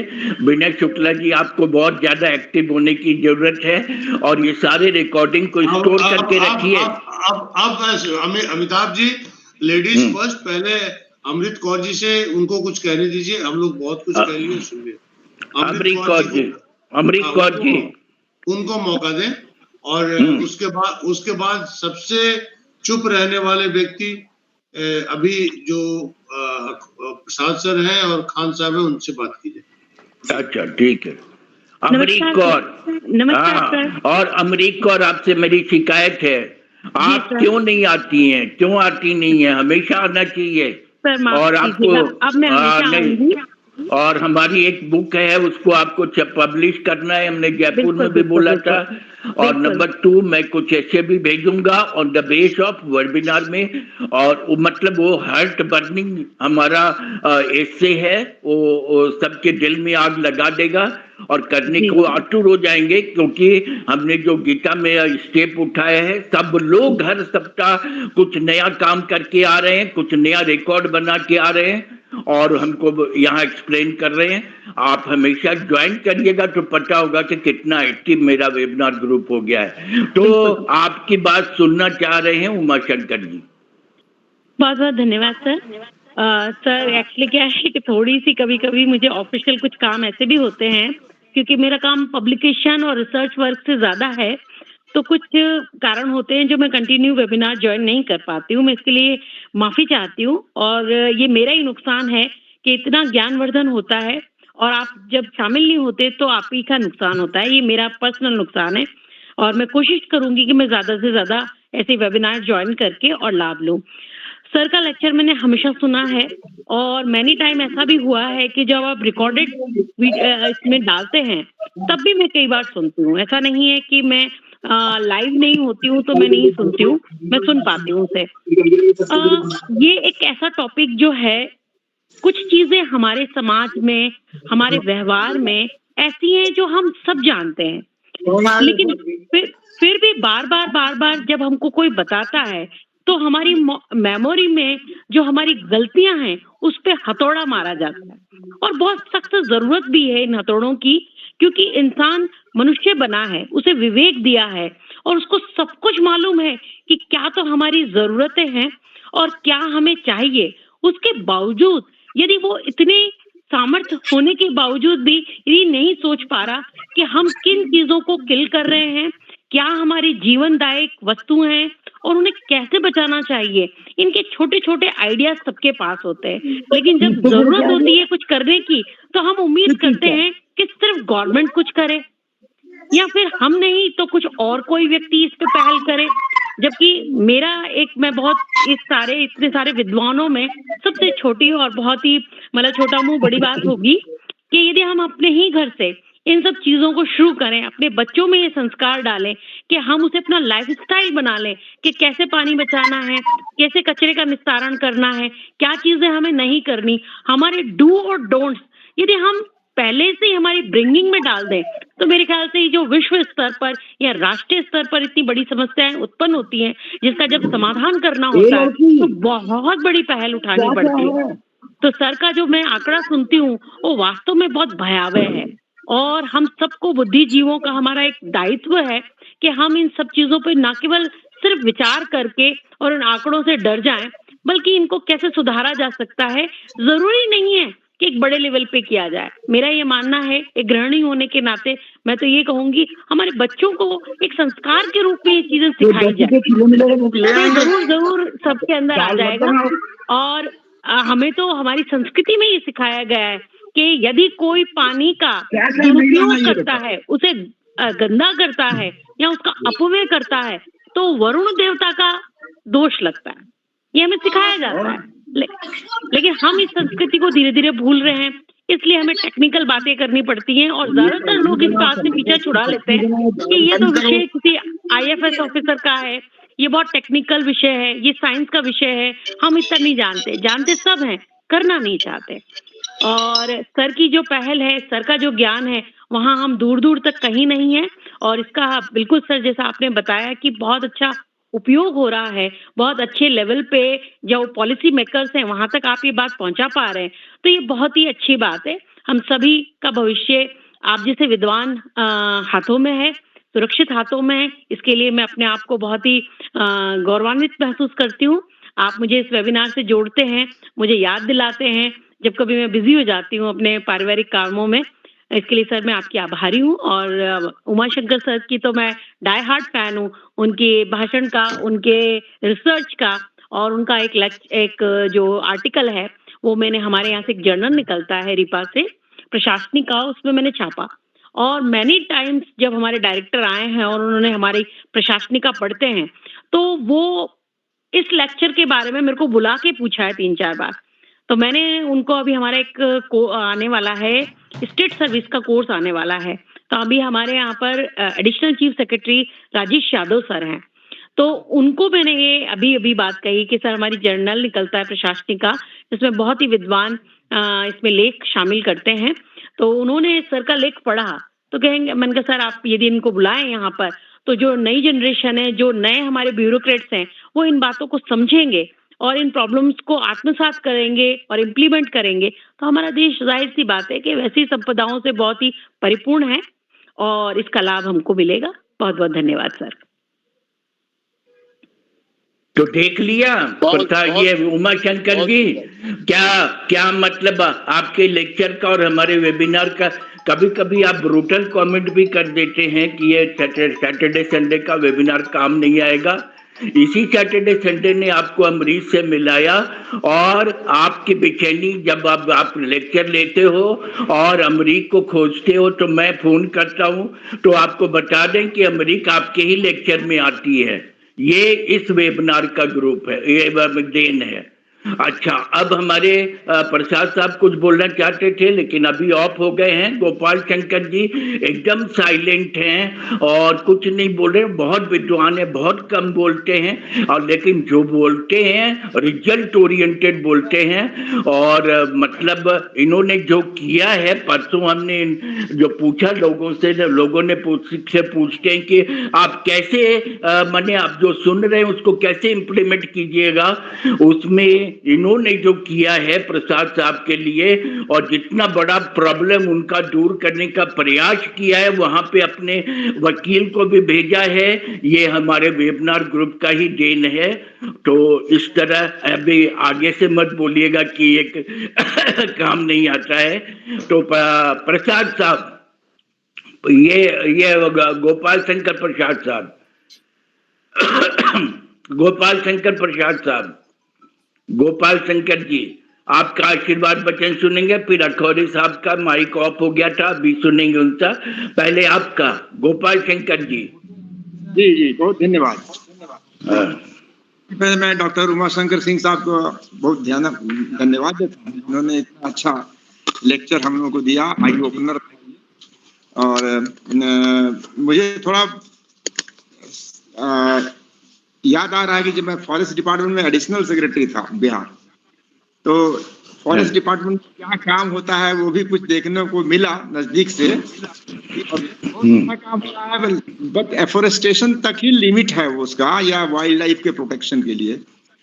लेकिन जो और सब बातें हैं जो आंकड़ों से सिद्ध होते हैं, वो तो बहुत भयावह स्थिति को डिपिक्ट करते हैं। तो इसके लिए जरूरी है कि हमें दो अभी जो स्थिति है, कुछ एक श्रोता ने कहा कि हम समुद्र के जल को शुद्ध कर दें तो बड़ा अच्छा रहेगा, तो बहुत अच्छी बात है। लेकिन सुनते हैं कि ये बहुत ज्यादा इसमें पैसा खर्च होता है, ये नहीं हो पाएगा। ये दुबई वगैरह के आसपास लोगों के लिए ही जरूरी है, जो उनके पास बहुत पैसा है। हमको अपने ही रिसोर्सेज को कंजर्व करके और उसको पीने लायक बना करके और अपना पूरा करना है सब हमारी जो आवश्यकताएं हैं। तो हमने 2 पॉइंट पर मन में सोचा अभी कि कैसे इसको मतलब आगे बढ़ाएं। हम लोग जनरली दूसरे के बारे में नहीं सोचते हैं, यहाँ तक कि अपने बारे में भी नहीं। तो अवेयरनेस जनरेशन की बड़ी कमी है। उनको ये नहीं लगता कि आगे गड्ढा है, हम उसकी ओर बढ़ते जा रहे हैं और उसमें गिर जाएंगे। कुछ लोग को देखते जाते हैं कि वो गिर रहे हैं। अब जैसे नदियों को जोड़ने की बात तो बहुत पहले से चली आ रही थी, लेकिन आज की स्थिति क्या है? आज की स्थिति है कि नदियां दोनों सूख जाएंगी, बीच में जो नहर जोड़ने वाली होगी वो भी किसी काम की नहीं रहेगी, मतलब मरने की स्थिति आ जाएगी। ये जो आशंका व्यक्त की है, इस आशंका से सरकार को अवगत कराना बहुत जरूरी है कि आप अनावश्यक रूप से ये जो बातें थी उसको आज आप इम्प्लीमेंट नहीं कर सकते हैं, क्योंकि आबादी बढ़ गई और रिसोर्सेज कम हो गए और पानी का और भी कम हो गया। और दूसरे देश में जो पॉपुलेशन कम है, तो हम लोग तो बार बार सोचते हैं कि यहाँ पर पॉपुलेशन स्टेबलाइजेशन हो जाए कम से कम। बर्थ कंट्रोल और प्लानिंग ये सब के प्रोसेस से जाते हुए हम लोगों ने अंत में हाथ थक कहा कि there should be some stabilization, मत बढ़िए हम लोग। तो इस पर भी ध्यान देना है। नंबर 2 कि वाटर कंजर्वेशन के लिए जो जैसे हर जगह जो जल छाजन कार्यक्रम है, जिसको कि वाटर कंजर्वेशन के लिए किया जाता है हर जगह, जहाँ पहाड़ी क्षेत्र है वहां पर रोक लगा के पंचायतों को ये अधिकार दिया गया था कि आप जल छाजन कार्यक्रम, वाटर हार्वेस्टिंग का काम करें। पंचायतें भी अब लगता है उसको भूल गई हैं। और बाकी जहाँ पर स्कूल कॉलेज है वहाँ वृक्षारोपण तो होता है, करते हैं, लेकिन ये सिर्फ वृक्ष लगाने तक ही सीमित रहता है। इसका क्या इफेक्ट हो रहा है इसके बारे में कोई बहुत ज्यादा ज्ञान बताते नहीं है लोग पढ़ाई लिखाई में। पता नहीं अभी करिकुलम में कुछ चेंज आया है कि नहीं। तो हम यही कहना चाहते हैं कि भारतीय अप्रवासी हैं जो बाहर रहते हैं और विदेश से हमारे यहाँ आते हैं, जिनके लिए सरकार ने एक डिपार्टमेंट बना दिया है और बहुत से लोगों का उसमें बड़े स्वागत होता है। उनसे हम लोग अवश्य कहें, जैसे सिंह साहब अमेरिका कनाडा वाले गए हैं, सबको तो मौका नहीं मिलता है, नहीं जा पाएंगे, लेकिन वहां के लोग अगर यहाँ आते हैं तो वो आंखों देखा हाल कम से कम अपने क्षेत्र में बता सकते हैं और लोगों को सिखा सकते हैं। बहुत से लोग जो छोटे मोटे किसान होते हैं वो सीख जाते हैं, दूसरे किसान होते हैं और साइंटिफिक। वैसे ही बाहर आते हैं जो अप्रवासी लोग हैं, उनको हम लोग प्रोत्साहित करें कि जब घर जाएं तो बातों में स्किल डेवलपमेंट के लिए या अवेयरनेस जनरेशन के लिए कुछ ऐसा काम करें जिससे कि लगे कि हाँ उन्होंने अपने गांव के लिए, अपने शहर, अपनी कम्युनिटी के लिए कुछ किया और इसका बहुत बड़ा इफेक्ट पड़ेगा। ऐसे ही आके घूम घाम के चले जाने से उतना नहीं लाभ हो पा रहा है जहाँ हमको मिलना चाहिए, जितना कि अगर वो स्किल डेवलपमेंट के लिए, अपने एक्सपीरियंस को शेयर करने के लिए लोगों से बातचीत करके उनके कार्य संस्कृति में चेंज लाएंगे। संस्कार, जैसा कि कहा अमृतमैन ने कहा, संस्कार उत्पन्न होना चाहिए, क्योंकि हम लोग संस्कार बहुत डेफिसिट फील कर रहे हैं संस्कार में। हम तो असंस्कारी नहीं कहेंगे, संस्कार ही नहीं कहेंगे, लेकिन हम लोग संस्कार को डेवलप नहीं कर रहे हैं, ताकि हम सब लोग कम्युनिटी पर भी सोचे, अपने बारे में भी सोचे और तब जा करके एक कंसर्टेड एक्शन हो जिससे कि काम बने। तो एक हो गया आप्रवासी वाला। दूसरा, जो पानी चला जाता है समुद्र में, तो बैक वाटर और बाकी सब के लिए जो बहुत सी कोस्टल एरिया में बहुत से कार्यक्रम हैं, तो उसको हम लोग वहां पर ऐसा कुछ एक बैंड बना के कोस्टल एरिया में डैम टाइप का बना के, डैम बना करके हम लोग उस पानी को समुद्र में ज्यादा से ज्यादा रोक सकते हैं और उसको फिर इनलैंड में ही रिटेन करके और वाटर चार्ज करा सकते हैं। धरती में पानी का जो लेवल है वो ऊंचा हो सकता है। मतलब वो बहुत ज्यादा रिमोट है, लेकिन कोस्टल एरिया में कम से कम ये पॉसिबल हो सकता है और एक वहीं पर ही हम रोक सकते हैं, क्योंकि वहीं से समुद्र में मिल जाता है। भाई ये दो बातें भी माइंड में आई हैं। हम धीरे धीरे सोचेंगे और इस पर हम आगे काम करेंगे, लेकिन इतना सारगर्भित जो बताया गया सब कुछ, जो हम लोग बड़ा कभी नहीं सोचते थे कि जोड़ने की जो बात चली आ रही है वो कितना मतलब प्राकृतिक है और कितना इम्प्रैक्टिकेबल है। उनको बड़ी खुशी हुई और बहुत धन्यवाद देते हैं डॉक्टर साहब को और आप सभी को जिन्होंने अपने अपने विचार व्यक्त किए। बहुत धन्यवाद। बहुत अच्छा। देखिए, एक IAS पदाधिकारी साहब ने भी 2 सजेशन दे दिया, इसलिए आवाज बेकार नहीं जाती। निकल गई जबान से तो बेकार नहीं जाएगी, उसका कुछ न कुछ निदान जरूर निकलेगा। हमारे ग्रुप के हर आदमी एक्टिव हो गए हैं और एक्टिव हो करके कुछ न कुछ करने को बेताबू हैं। और बहुत सारे एग्जाम्पल मैं दूंगा अपने वेबिनार ग्रुप का ही, जो आपको बताएगी कि कैसे हमारा इम्प्लीमेंटेशन संभव है। प्रसाद साहब ने हैंड रेज किया, अमित साहब ने हैंड रेज किया है। रंगा राव जी हैं या नहीं? रंगा राव जी हैज लेफ्ट, तो ठीक है। तो मैं अब कहूंगा प्रसाद साहब क्या बोलना चाह रहे हैं, बोलें। प्रसाद साहब। धन्यवाद, धन्यवाद अमिताभ जी। एक तो आपने एक तो मुझे वो कहना चाहिए या नहीं कहना चाहिए, लेकिन मेरी समझ में ये बात नहीं आई थी कि डॉक्टर उमा शंकर जी ने ये कहा कि वेबिनार को बंद करके हम लोग सब चुके। ये नहीं कहा उन्होंने। ना, ये नहीं कहा है उन्होंने। ये नहीं कहा उससे लाभ नहीं है। नहीं, लाभ ये भी नहीं कहा है। अगर कहा भी है तो उन जो मैसेज उन्होंने दिया है वो सिर्फ यही है कि बातों से ही काम नहीं होगा, काम करना होगा। और गीता में और काम हम लोग करना शुरू कर दिए। ये प्रसाद साहब साक्षी हैं। हाँ नहीं, वो ठीक है, लेकिन ये है कि हम लोग बेवकूफी करने से बाज नहीं आते हैं। जैसे बेवकूफी कौन करता है? तो हम लोग करते हैं, जो ब्यूरोक्रेट्स हैं। जैसे गोपाल शंकर जी का नाम हम नहीं लेना चाहते हैं। एक जो सिंबल है, जो ब्यूरोक्रेसी का जो सिंबल है, और वो है नॉन टेक्निकल लोग, जो लोग समझते हैं कि सारा ज्ञान विश्व का नॉन टेक्निकल ही है। ऐसा है नहीं, लेकिन वो समझते हैं कि सारा नॉन टेक्निकल ज्ञान, सारा टेक्निकल ज्ञान नॉन टेक्निकल लोगों को भी है। और ये दुर्भाग्य है हमारा। स्पेशलिस्ट को हम लोग इग्नोर करते हैं। जब ये मैं इसलिए कह रहा हूँ, गोपाल शंकर जी ने कहा है, बड़ी अच्छी बात कही है कि ये जो रिवर इंटीग्रेशन का जो प्लान है वो आज का नहीं है, बहुत जमाने का है, बहुत जमाने का है। मुझे याद है कि डॉक्टर KL राव जब यूनियन पंडित जवाहरलाल नेहरू के टाइम में इरिगेशन मिनिस्टर हुआ करते थे, तो उस समय ही रिवर लिंकेज का प्लान बना था।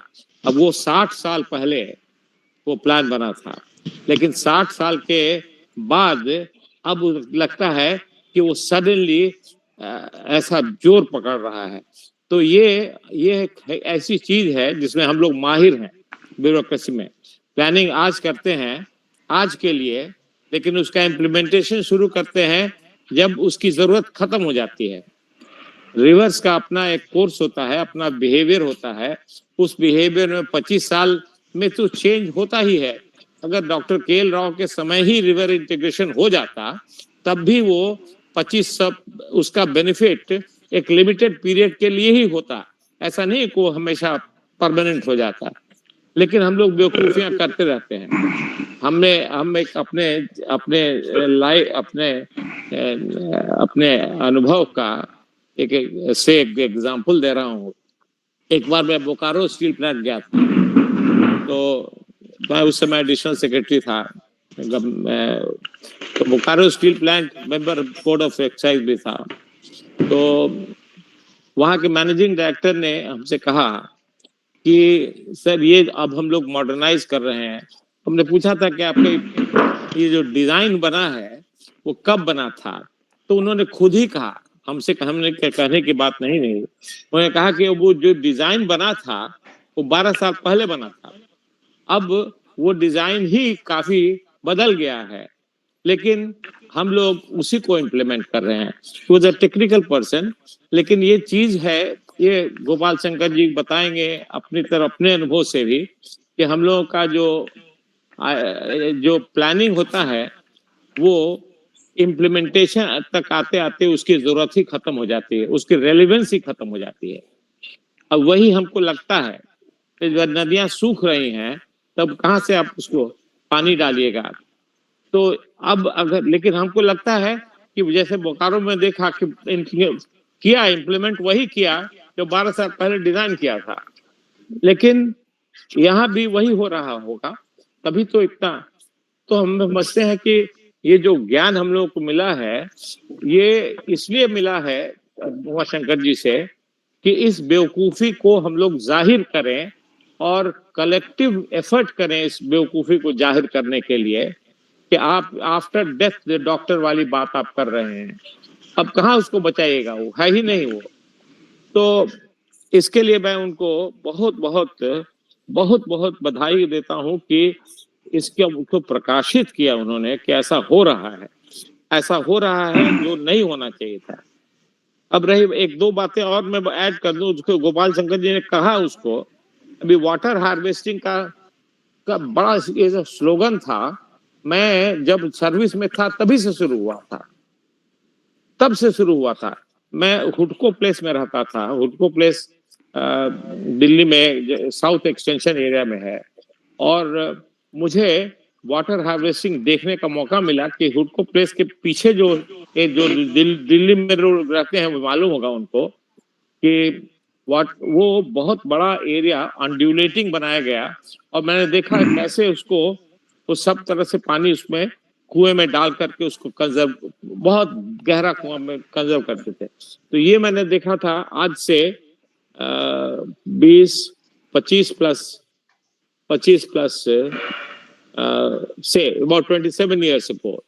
तो मुझे बड़ी खुशी हुई कि देखिए इतना हम लोग मतलब हम लोग का साइंटिफिक अप्रोच हो गया है कि पार्क बनाया है हुडको के पीछे, बहुत बड़ा पार्क, उसमें इस तरह से उसकी टोपोग्राफी बनाई कि water will collect automatically in the depressed area, and in the depressed area again, so this will go down in the deep in the groundwater, and it will protect the running away of the water, जो run away होता था। पटना में भी सुना कि हर घर के ऊपर हम लोगों को वाटर हार्वेस्टिंग का इंतजाम करना पड़ेगा। कहाँ हुआ? पाटलिपुत्रा में, पूरा पाटलिपुत्रा में मकानों का कंस्ट्रक्शन अभी भी चल रहा है। But who is working on this plan? एक आदमी दिखाए, को एक घर दिखाए कि ये अरेंजमेंट है। म्युनिसिपल लॉज है, by laws of the society है, कोई चेक करता है कि इतने बड़े बड़े मैसिव उसमें वाटर का रिक्वायरमेंट कितना बढ़ जाएगा, सडनली कितना बढ़ जाएगा। और वो कहाँ से? अब वो ठीक ही कह रहे हैं, उमाशंकर जी ने कहा कि उसको आप नीचे से निकालेंगे, और उसको एक तो ये गलती कर रहे हैं। एक और बात इन्होंने कही जिससे लगता है, एक जमाना था, गोपाल शंकर जी कंफर्म करेंगे, वो ताए सब बिहार काडर के ही हैं, हम लोग के यहाँ एक माइनर इरिगेशन हुआ करता था, आज पता नहीं है कि है कि नहीं। गोपाल शंकर जी, माइनर इरिगेशन का होता था ना? जी हाँ, इरिगेशन अलग है। हाँ, तो वो जो है पता नहीं कि है कि नहीं आजकल। उसका एक ही काम था कि खेतों में बोरिंग करो, और बोरिंग करके उसका पानी से पानी से सिंचाई करो, क्योंकि एक एक एक हवा बही कि big dams are damn foods और समथिंग लाइक दैट। तो डैम्स नहीं बनाना है क्योंकि उसमें बहुत ज्यादा एरिया खत्म हो जाता है। हाइड्रो इलेक्ट्रिक की बात कर रहे हैं, उसका बहुत डिटेल में हम नहीं जानना चाहते हैं, लेकिन एक इतना उसका अर्थ निकला कि हम लोगों के यहाँ जो इरिगेशन प्रोजेक्ट्स के नाम पर जो डैम्स बनता था, बैराजेस बनता था, कैनाल्स बनता था, वो बंद हो गया, करीब करीब बंद हो गया, करीब कैनाल्स भी बनना बंद हो गया। और बना क्या, बोरिंग करके उससे इरिगेशन करो और खेतों को पानी दो। ठीक ही कहा उन्होंने कि 93% जो है हमारा चला जाता है पानी खेत को सिंचाई के लिए, और उसके बाद भी राइस वगैरह की बात करते हैं तो हमको उसको कहने की जरूरत नहीं है। लेकिन हम इतना ही कहेंगे सर, महाराष्ट्र में हमने देखा ड्रिप इरिगेशन का, हम यहाँ तो नहीं सुने हैं कि ड्रिप इरिगेशन, यहाँ तो सब लोग जमीन पर बैठे हुए हैं कि कल उसको कैसे उसका दाम बढ़े, और दाम बढ़े तो उसको बेच डाले और पैसा कमा करके उस जमीन से ऐश करें। तो ये एक ऐसी चीज है जो सब मिल के हम लोगों का नुकसान कर रहे हैं, मिल के नुकसान कर रहे हैं। जहाँ प्रोडक्टिविटी अच्छी है, बिहार के बारे में ज्यादा मैं कह रहा हूँ, बिहार के, क्योंकि यहीं देखा है हमने, सब यहीं देखा है कि जमीन पर लोग बैठे हुए हैं और इसको पानी की चिंता नहीं है, जमीन की भी चिंता नहीं है, सिर्फ पैसे की चिंता है। तो ऐसी सिचुएशन में अब ब्यूरोक्रेसी भी और उसके साथ पॉलिटिशियंस, ये सब जो हैं, इन लोगों का ऑब्जेक्टिव नहीं है कि अपनी गलतियों से सीखें और उससे गलतियों से सीख करके वो गलती कम से कम नहीं करें। अभी देखिए गंगा के किनारे जो मरीन ड्राइव बना है, अब आप देखिए पहले 1975 में जो एम्बैंकमेंट बना है दीघा के पास, अब वो एम्बैंकमेंट इतना स्ट्रॉन्ग एम्बैंकमेंट है, ये कभी सोचा नहीं गया था कि एम्बैंकमेंट के बाद का जो एरिया है, जबकि पानी एम्बैंकमेंट के ऊपर से फ्लो करने लगा था या उसके बराबर आ गया था, लेकिन उसके बाद illegal construction in hundreds and thousands हो गया है। और अब मरीन लाइंस हो रहा है, आप मरीन लाइंस के नॉर्थ में भी देखिए कंस्ट्रक्शन शुरू हो गया है। अब ऐसी बेवकूफी, आप ये भी देखेंगे कि जो सोन नदी में पानी नहीं है, और अगर बांध टूटा, वहां बैराज टूटा देहरी और सोन में, तो वह स्ट्राइक करेगा सीधे छपरा में, और छपरा से रिबाउंड होकर के सीधे Pataliputra will be inundated under water, and this can happen in the next 20 years. But who is bothered about?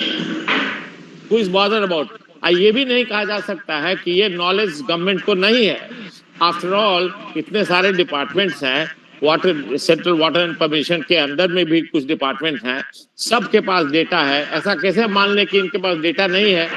But इनके पास डेटा भी है, नॉलेज भी है, but nobody is ready to take action.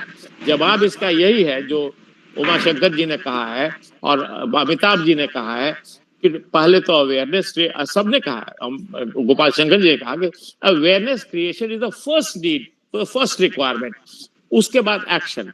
तो गीता में भी हम लोग यही सीख रहे हैं कि पहले तो ज्ञान होगा, उसके बाद ध्यान से एक्शन होगा। तो हम लोग ध्यान से एक्शन के लिए हम लोग तो तैयार होना चाहिए। कैसे तैयार हो उसके लिए अलग से बात करना चाहिए। हम लोग सब जिस उम्र में है, हमारे उम्र का ख्याल मत करिए, हम एकदम साथ हैं। जब भी आप पैदल चल के, किसी तरह से चल के, हम लोग एक प्रोसेशन भी निकाल सकते हैं, मैराथन भी कर सकते हैं, कुछ भी कर सकते हैं। बहुत तरह के तरीके हैं डेमोक्रेसी में जिसमें हम लोग अवेयरनेस क्रिएट करते हैं, और हड़ताल भी कर सकते हैं, लेकिन लीड कर उसके लिए एक अलग से प्लान करना पड़ेगा। बस इतना ही कह के हम फिर से धन्यवाद देना चाहते हैं आप दोनों सज्जनों को। डॉक्टर उमाशंकर सिंह, बहुत आपके हम भी फैन हैं, और अमिताभ जी, पहले हमको लगता था कि ये जो बात करते हैं तो बहुत लगता था कि आइडियलिस्टिक है, लेकिन वो आइडियलिस्टिक नहीं है। वो एक्चुअली वो आइडियलिज्म का जो इम्प्लीमेंटेशन है उसका समय आ गया है, और वो idealism will be converted into practicalism और व्हाटएवर द प्रैक्टिकल लाइफ, उसका समय भी अब आ गया है। और सब चीज का एक समय होता है। हम समझते हैं कि बिहार के लिए तो कम से कम समय आया है। बहुत बहुत धन्यवाद। Thank you sir. बहुत अच्छा। एक भ्रांति और दूर करने से मैं इसके पहले हमने कम से कम एक बार कम से कम काम कर चुके, मैंने आईएएस के साथ काम कर चुके हैं, जो टेक्निक एडमिनिस्ट्रेशन में स्ट्रॉन्ग है। हम चार्टेड रैंक के आदमी हैं तो वो अकाउंट्स में एक्सपर्ट नहीं है, और फिर अभी हम ट्रेनिंग के एक्सपर्ट हैं तो ट्रेनिंग के एक्सपर्ट नहीं है। तो हमने इन सभी आईएएस पदाधिकारियों को देखा है, और इंक्लूडिंग गोपाल शंकर जी, कि ये लोग सॉल्यूशन ओरिएंटेड होते हैं और टेक्निकल आदमी को बुलवाते हैं कि अकाउंट्स का कौन इसका अच्छा सलाह देगा, उसको बुलाइए, उनका सजेशन मांगते हैं। पहले लोगों का से उनका जो प्रॉब्लम लेके आए उसका सजेशन मांगते हैं, फिर वो टेक्निकल आदमियों का भी सॉल्यूशन मांगते हैं, और उसके बाद अपनी बुद्धि लगा के एक बैठक करके बाला प्रसाद और सुधीर राकेश जो प्रेसिडेंट के सलाहकार भी हैं, उन लोगों को भी मेरा नाम याद है कि हम कैसे वर्क को, प्लान को इम्प्लीमेंट करते हैं। हमने 15 बरस में जो क्रांति लादी गोपाल शंकर साहब ये भी देखे थे ट्रेनिंग में, जो क्रांति लाई वो हिंदुस्तान के किसी जगह में वैसी क्रांति किसी ने नहीं लाया। और आज हम इम्प्लीमेंटेशन पे जोर दे रहे हैं, और इम्प्लीमेंट एक्शन ओरिएंटेड वेबिनार हो रहा है, जिसको लंदन के डॉक्टर बीके सिंह जी ने भी कहा this is one of the best webinar group of the universe. हमने अभी यहाँ पे सोचा कि रंगा राव जी के कमेंट्स का भी जरूरत है, और ही इज एक्सपर्ट, तो हमने उनको अभी वो जा चुके थे, उनको फोन से बुलाया। This is action, this is my implementation attitude. So what is your comment Ranga Rao ji? Whatever vision of this great scholar who has given so much valuable data about interlinkage of this rivers. What you want to say? I want to listen that also, and what step we should take for that. Uma Shankar ji will have to take 2 more classes as advised by Ashubodh Pant ji, next IFS officer. So Ranga Rao ji, please. Yeah. Ranga Rao ji. Thank you for giving me this opportunity. I was simply enthralled by Dr. Singh's talk. It's very detailed, very extensive, very elaborate, and of course he dwelled into a lot of details. But of course, as Amitabh ji described it, very dangerous and threatening even. Of course, that is what the fact is. However, we try to suppress, we are doomed. What I say in my humility, in all my humility, is Dr. Singh's talk is rather too late. In the sense that interlinking of rivers, this was the K.L. Rao's dream. K.L. Rao, the then irrigation minister of our Vijayawada, Andhra Pradesh, and a very great civil engineer. His dream, actually he proposed this. So when he proposed this, and for down the line another 2 decades or so, the rivers were very clean, potable water, irrigable water, definitely healthy. We used to have a lot of dips, and we used to have a lot of usage advantages of these rivers. but not now, sir. Even our Ganga Ma itself was terribly polluted beyond redemption. Many times, many experts have commented on it, analyzed it, proved it. Howsoever, we glorify it, with all due respect to our religious sentiments, whatever it may be. But even when the Ganges, the holiest of the holiest rivers of this country, is polluted beyond redemption, what is the use of interlinking of rivers? Almost all the rivers, including the peninsular rivers, what we call, even this, like your Ganges, our Godavari, Krishna, Kaveri, Penna, and this Tungabhadra, all these are very life-sustaining rivers of once. Now I think that's a dream. It's only daydream. So what is the use of interlinking of polluted rivers? That is what we have to think of. Think of kya think of karna hai? Already doomed. You first clean the water, first clean the rivers, then you think of or say do anything to make them useful. You are only by interlinking the present state of rivers, we are only extending the pollution. We are only linking up the polluted rivers, not linking up the rivers just. That's all. Thank you. Very good idea. You give also teaching. So very good. Okay. So me he used to do lots of work. Doctor, his doctor also. Voice is breaking. Okay, what you want to say? Voice breaking. अच्छा, हम समित आप कुछ बोलना चाहते हैं? आपने hand raise किया था? अच्छा ठीक है, अविनाश जी हैं. You want to say